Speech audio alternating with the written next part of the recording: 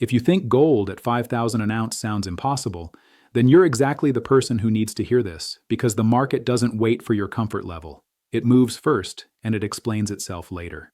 And right now, the entire financial world is flashing the kind of signals that usually show up right before the crowd suddenly discovers what's been building for years. I'm recording this on January 24th at 7:49 p.m. New York time. And I want you to comment what time you're watching this from wherever you are, because the timing of this moment matters. Quick favor before we jump in.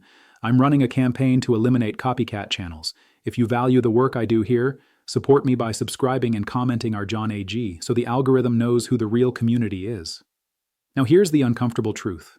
When gold starts climbing toward a number like 5,000, most people don't ask what changed. They ask, is it too late? And that question is usually how you miss the next leg. Today we're going to break down what's behind this surge, why silver is flirting with triple digits, why industrial metals like copper are quietly setting up the next shock, and why the headlines you're seeing are only the surface layer of what's actually happening underneath. And yes, I'm also going to push back on one popular narrative making the rounds right now, because not every bullish story is true, even in a bull market. Also, check the description after you finish this video. I've dropped bonus links there, including a premium WhatsApp channel link and a channel membership join link. Those are for people who want the extra updates without waiting for the next upload. All right, let me set the scene with one sentence that should scare you just a little. The old rules are failing in real time. And the reason you can feel it is because everything that is supposed to be stable isn't. Currencies are wobbling, governments are improvising, alliances are shifting, and investors are realizing that safe was always a marketing word. Now, the script the mainstream loves is simple. They tell you gold moves because of one dramatic headline, a conflict, a tweet, a diplomatic fight, a shock, and then they imply it's temporary, so you should relax. Go back to your regular portfolio and let the professionals handle it. But the reality is different. Those headlines are often just the match. The fuel has been soaking the floor for years. So, what's the fuel? It's debt that can't be paid back honestly. It's deficits that can't be cut politically.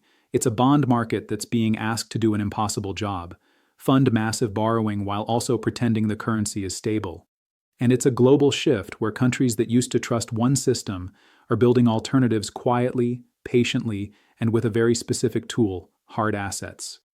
Now, I'm not alone on this call today. I invited two people who have been inside the resource world for decades. One is a capital markets veteran who's seen every commodity cycle you can imagine. The other is a deal maker and longtime builder who watches the geopolitical chessboard like it's his second job. And I started our conversation with the question everybody is thinking but nobody wants to say out loud. Are we watching the beginning of a new monetary era, or just another spike that fades away? Here's what they both agreed on immediately. Price action is never random, but it is often misunderstood. Because when gold jumps, the crowd tries to attach a single cause. But gold is more like a report card. It reflects years of policy decisions, and it grades them in real time. And that's why you're seeing something strange. Even when certain scary headlines cool down, the bid under gold doesn't disappear. It pauses, it consolidates, and then it pushes again. Now let's talk about that 5,000 number, because this is where viewers start arguing in the comments. Some people believe 5,000 is the top, like it's a ceiling, like the universe put a sticker on gold that says do not pass. But markets don't care about your round numbers. What matters is purchasing power. What matters is confidence. What matters is whether people still believe paper promises will hold their value while the people issuing those promises are drowning in obligations. Here's a simple way to think about it. If your currency loses half of its purchasing power, the nominal price of everything rises. Not because everything became more valuable, but because the measuring stick shrank. So if gold is moving higher, the question isn't just how high can it go. The more important question is how low can paper go? And that's where the next part gets wild, because this isn't only about one country, it's global. We are watching multiple major economies run versions of the same playbook. Spend more than they collect, roll the debt, hope growth saves them. And if growth doesn't save them, soften the currency and call it policy. That's the backdrop, that's the foundation. Now the second piece is what most people ignore because it sounds too technical, and it's not. It's the plumbing. The plumbing is settlement. For decades, international trade was shaped by one dominant settlement pathway. You bought energy, you used one currency, you issued debt, you used one market, you wanted reserves, you held one set of assets. When that system is trusted, the world runs smoothly. When that system is questioned, the world starts building bypasses. And those bypasses don't appear on your evening news like a fire. They appear like new rail tracks being laid far away from your city, quiet, boring, until one day you realize the trains aren't coming through your station anymore. Now, you've probably heard people claim that a certain rising power is stealing the gold price. Let's be careful here. Markets aren't stolen like wallets, but pricing power does shift when physical demand and settlement hubs migrate. If more trade is routed through markets where physical delivery matters more than paper promises, then the paper-driven price becomes less dominant over time. That doesn't mean the old system vanishes overnight. It means the old system starts getting challenged, and the challenge becomes visible through one thing: persistent premiums, persistent demand, and persistent flows.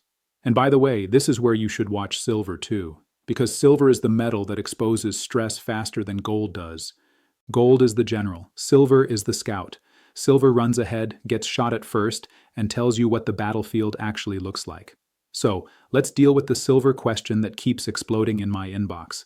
If gold is the store of value, what is silver right now? Silver is two things at once, and that's why it confuses people. It's money psychologically, and it's material industrially.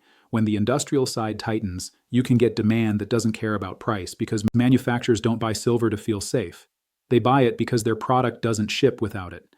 And when the monetary side wakes up at the same time, you get the kind of squeeze that makes people say, wait, how did this move so fast? Now, one of the most important points my guest made was this. If you're looking at silver as a long-term savings asset, you may prefer gold. If you're looking at silver as a volatility weapon, you may prefer silver.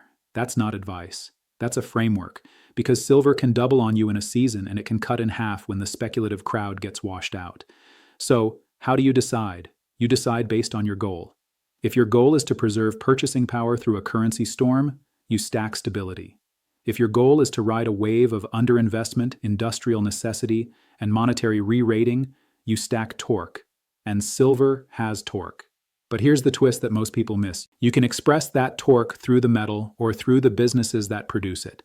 And this is where people start fighting because the metal-only crowd hates stocks and the stocks-only crowd laughs at metal. Meanwhile, the smart approach is usually a blend because the vehicle depends on what you're trying to accomplish. Here's what we discussed. When a metal's price rises, miners can move like a lever. Not because they're magical, but because costs don't scale the same way revenue does. If a company produces an ounce at, say, 30 and sells it at 40, it makes 10. If it sells at 80, it doesn't make 20, it makes 50. And that's why when the market finally reprices miners, it can look like the miners woke up overnight, but they didn't. The math was always there. The attention wasn't. Now, before you sprint into any decision, there's a trap you need to recognize. It's the trap of thinking every miner is the same. They're not. Some have great deposits but terrible management. Some have great management but terrible jurisdictions. Some have strong margins but weak balance sheets. And some are simply story stocks that live and die by sentiment. So when someone asks me, should I buy silver miners instead of silver? The honest answer is it depends on your risk tolerance, your time frame, and your willingness to do homework. And yes, the homework matters because this is one of those markets where the crowd will buy the wrong thing at the wrong time and then swear the entire thesis was wrong. Now, let's talk about the part that makes everyone uncomfortable. When do you sell? Because once a bull market gets public, you will feel pressure to act. Your neighbor becomes an expert. Your cousin starts texting you charts. Your feed becomes a parade of guaranteed targets. That's usually the danger zone. One of my guests described the real signal in a way I love. The top isn't a number, it's a mood, when everyone wants in. When people who never cared suddenly feel fear of missing out. When the conversation moves from should I own it to how can I borrow to buy more. That's when you start thinking about trimming. And that top mood does not show up at 5,000 just because 5,000 is a big number. The mood shows up when the crowd believes it's impossible for the price to fall. So, what would make a long-term gold holder consider selling? We threw out a few real-world conditions that would actually matter. A credible plan to balance budgets without financial repression. A period of meaningfully positive real yields where your currency pays you more than inflation is taking. A political commitment to dealing with long-term obligations honestly and a broad public participation moment where gold isn't niche anymore, it's mainstream. Now let me be direct. Those conditions are rare, and that's why long-term holders often don't sell. They may rebalance, they may take profit at emotional peaks, but they don't abandon the hedge because the hedge exists for the environment we're moving into. Now, I can already hear the comment, okay, John, but what if government seize gold? This question always comes up, and it should because governments have done it before. But here's the nuance most people skip. Direct seizure is messy, political, and risky. Inflation is cleaner. Regulation is quieter. Taxation is easier. So, is it possible? Sure. Is it the most likely mechanism?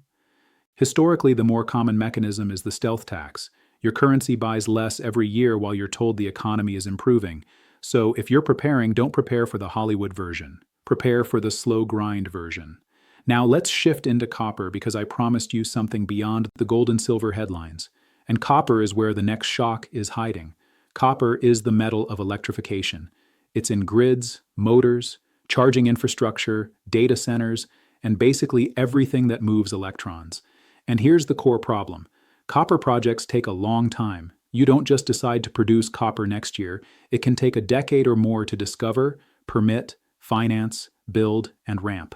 Meanwhile, demand growth doesn't wait for permitting committees. So what happens when supply growth can't keep up? Price has to do the balancing. And price balancing in copper can be violent because copper is a working metal. If it's scarce, entire production chains feel it. Now, the bullish copper thesis is simple. Decades of underinvestment plus rising complexity plus rising demand equals structural tension. But here's my counterpoint, and I want to be honest about it. Not every copper story is equal, and not every demand forecast will play out the way the slide decks claim. If we get a major global slowdown, if building activity freezes, if consumer demand collapses, copper can get smacked short term, even if the long-term shortage remains. So you can be bullish copper long-term and still respect volatility short-term. Both can be true, and that matters because people lose money not by being wrong on the big picture, but by being overconfident on the timing. Now, the conversation moved into something even bigger, the idea of a reset, and when people hear reset, they picture a dramatic overnight event. Like a switch flips, the currency changes, and everyone wakes up in a new world. That's possible, but it's not the only path. A reset can be a process. It can be a series of adjustments that slowly reprick assets and slowly rewrite incentives until you realize the old assumptions no longer work. And if you want to spot a reset in progress, watch what the largest players do, not what they say. Watch reserve behavior, watch settlement systems, watch commodities priced in different units, watch which assets are quietly being accumulated even when the headlines say they're out of favor. And this is where we got into the question that keeps resurfacing. Do some countries hold more gold than they admit? It's possible, and it would not be shocking for strategic reasons. Reserves are a form of signaling, and signaling is a form of leverage. But here's the skeptical lens. Even if a country holds more gold, announcing it is not automatically beneficial. If you announce too early, you raise the price on yourself while you're still buying.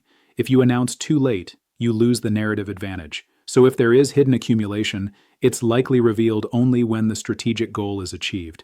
Now let's talk about silver again because there was a specific question about export controls and industrial demand.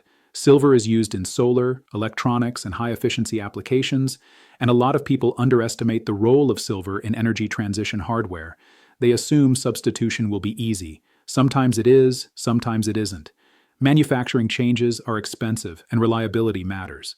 If silver is a tiny cost component in a product that sells for thousands, demand can stay strong even at higher prices. But we also need to be careful. Technology evolves, thrifting happens, recycling improves, and if prices spike too aggressively, engineers do get motivated. So the bullish silver story is powerful, but it's not a religion, it's a market. Now the conversation took a turn into geopolitics. And this is where the hook becomes a cliffhanger again, because I need you to understand something. Geopolitics doesn't need to end the world to move markets. It only needs to introduce uncertainty into trade, energy, and alliances, and uncertainty is gasoline for hedging. We talked about the noise around territories, alliances, and political posturing. And here's the key takeaway. A lot of the theatrical headlines are negotiation theater, but theater still has consequences. Because even if a crisis is just talk, businesses still have to plan. Shipping contracts still get priced, insurance still gets adjusted, defense budgets still shift, and that feeds into real economy costs. Now, one of my guests made a point that hit hard. You can win one fight at a time, but you can't pick fights with everyone and expect stability. If leadership strategy becomes chaos, markets will hedge chaos. And what's the classic hedge when institutions start looking unpredictable? Hard assets. Now, let's address the too late mindset head on. If you're buying gold because you think you'll flip it next month, you're playing a different game and you need different tools. But if you're buying gold because you don't trust long-term currency stability, then too late is the wrong framework. Because the point of owning a hedge is not to buy it at the cheapest price, it's to own it before you need it. That's like asking if insurance is too expensive after the fire started. Now, I want to pause for a second and do something that will help the community. If any viewer has actually improved their finances, built a business, paid off debt, or leveled up their investing journey because of the strategies discussed on this channel, share your success story in the comments. It motivates other people who are still in the grind, and it reminds everyone that progress is possible. Now, let's put some numbers on the table because feelings don't move markets, flows do. Over the past few years, official sector gold buying has been one of the most consistent, least understood forces in the macro picture. Even when the tonnage shifts quarter to quarter, the intent has been steady. Diversify reserves away from assets that can be frozen, sanctioned, or inflated away. And central banks don't buy like retail investors. They don't chase candles. They build positions over time, often quietly. And they treat gold as monetary in a way most Western investors forgot. At the same time, look at what's happening inside the bond market. When people say rates are high, so gold should be dead, they're oversimplifying. What matters is the real return you're getting after inflation, after taxes, and after the currency risk you're taking. A 5% yield sounds attractive until your cost of living rises faster than that, or until the purchasing power of the currency falls faster than the coupon is paying you. And credibility is fragile when debt is massive. If a government has to roll trillions year after year, it becomes tempted to keep financial conditions easy, even if inflation runs hot. That is the core tension, the needs of debt management versus the promises of price stability. When that tension gets exposed, gold tends to act like a pressure gauge. Now let's talk about the paper versus physical fight because it's not conspiracy, it's structure. Paper markets are designed for liquidity and leverage. Physical markets are designed for delivery and ownership. In calm times, paper dominates because it's fast and cheap. In stress times, physical tightness matters more because the question changes from what's the quote to can you actually get the metal. That's why you'll sometimes see strange behavior, a futures quote that looks calm while real-world premiums stay elevated. The key lesson is this.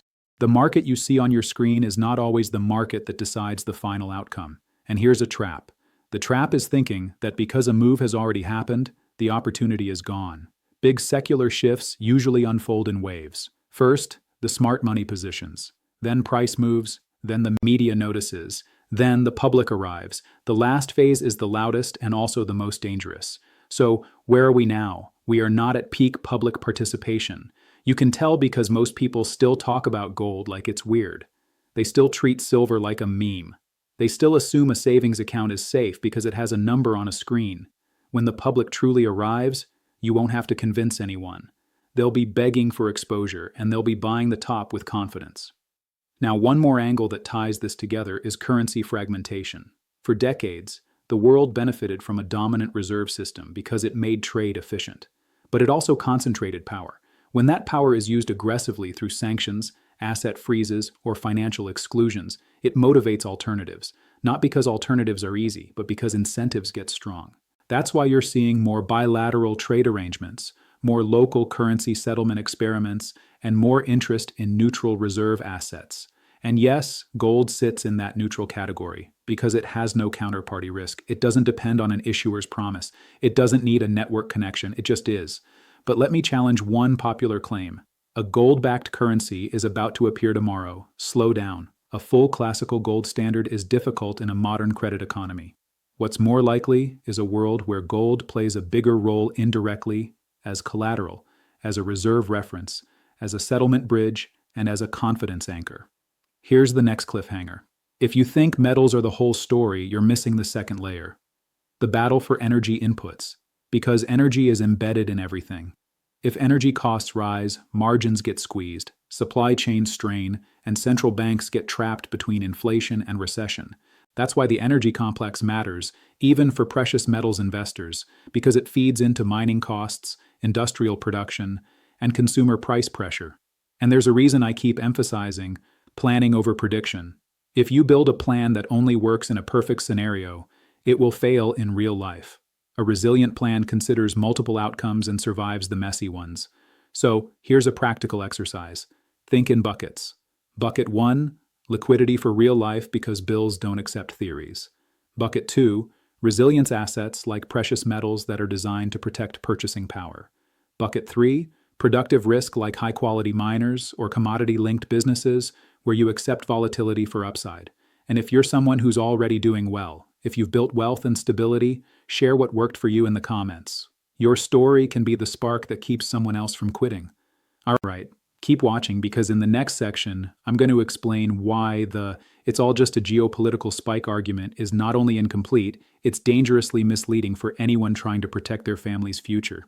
All right, now we have to hit the Bitcoin question because you can't talk about new money without people bringing it up. Here's the fair framing. Bitcoin is a phenomenon, but the narrative around it shifts constantly. Some people call it digital gold.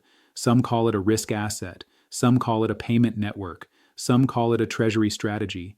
And the problem isn't that Bitcoin exists. The problem is that people cherry pick the narrative that fits the price action they want. When it pumps, it's digital gold.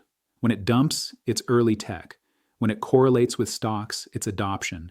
When it decouples, it's store of value. That narrative elasticity is both a feature and a warning. Now here's my skeptical counterpoint to the loudest claim. Bitcoin will replace gold. Replace is a strong word. Gold has thousands of years of monetary history, physical properties, and global cultural acceptance.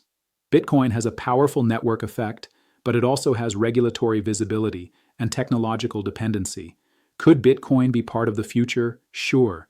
Will it automatically replace gold in reserves, settlement, and crisis hedging across cultures? That's a much bigger leap. So the more realistic view is that both can exist, and they may serve different roles, especially when stress rises. Now, what about the stablecoin angle? This is where things get interesting because stablecoins are basically an attempt to extend currency dominance into digital rails. If you can get global users to transact on your dollar-based tokens, you create demand for the underlying instruments that back those tokens that can support treasury demand. It can support liquidity. It can extend influence, but it also introduces new fragility, trust in issuers, regulatory frameworks, and the plumbing of reserves. So, if you're watching the macro chessboard, don't just watch Bitcoin. Watch the digital dollar infrastructure because that's where the next battle is actually being fought. Now, I want to tell you something that almost nobody says out loud. A lot of money is really just confidence. It's confidence that the rules won't change on you. It's confidence that your bank will open tomorrow. It's confidence that your bond will be